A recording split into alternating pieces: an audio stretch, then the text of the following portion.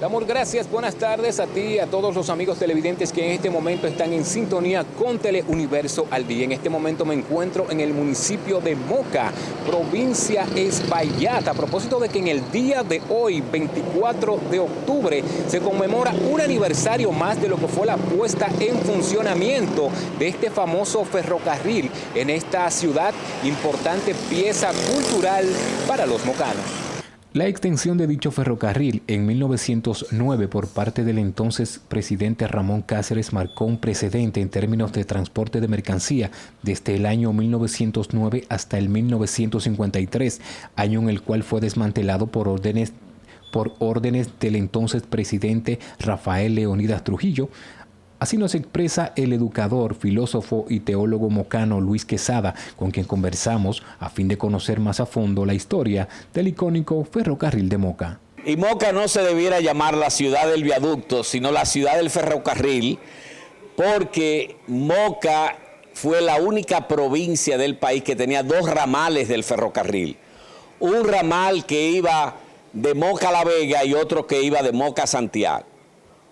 Hoy, en esta fecha, 24 de octubre de 1909, gobernando un presidente mocano llamado Ramón Cáceres, fue inaugurado el ramal que iba de Moca a Santiago. Y como quedaba un poco elevado, porque Moca está en una altura, hubo que hacerle pilotillos, que a eso es lo que se le llama viaducto, ¿verdad? Por donde iba el tren. Don Luis resaltó que Moca en el entonces fue la única provincia con dos ramales de este emblemático ferrocarril. Para el entonces, las vías de transporte eran escasas, lo cual dio como resultado la extensión de este sistema ferroviario iniciado en el gobierno del dictador Ulises Geró Lilis. Los dictadores tienen una virtud, tienen muchos defectos, pero tienen una virtud, y es que les gusta comunicar el territorio para tener más control social. Así lo hizo Lilis y así lo hizo Trujillo.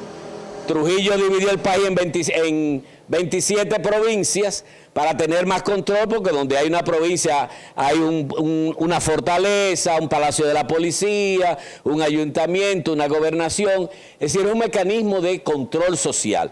Y eso lo aprendió de Lilis, que Lilis también tenía un gran control. Y la mayor, como no existían carreteras en tiempo de Lilis, las carreteras aquí en este país se construyen en tiempo de la ocupación militar norteamericana, del 16 al 24, y después se completan en la dictadura de Trujillo. Dicha extensión del ferrocarril años más tarde contemplaba de manera masiva el transporte de productos hasta las diferentes provincias pertenecientes a la red de una manera más rápida y eficaz. Bueno, el ferrocarril central dominicano, que así se llamaba, iniciado en tiempos de la dictadura de Lilis en el último decenio del siglo XIX, prácticamente dura desde el último decenio del XIX hasta 1950.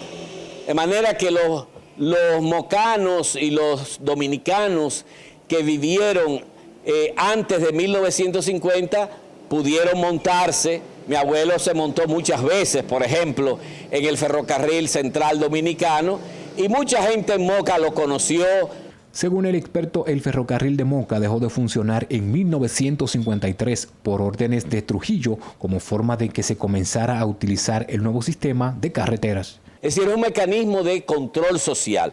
Y eso lo aprendió de Lilis, que Lilis también tenía un gran control. Y la mayor, como no existían carreteras en tiempo de Lilis, las carreteras aquí en este país se construyen en tiempo de la ocupación militar norteamericana, del 16 al 24, y después se completan en la dictadura de Trujillo. En tiempo de Lilis el país estaba muy fraccionado porque habían pocas vías de comunicación y la mejor forma de comunicarse era a través de un sistema ferroviario. Antes, para usted ir de Santo Domingo a Puerto Plata, usted se embarcaba, era por barco.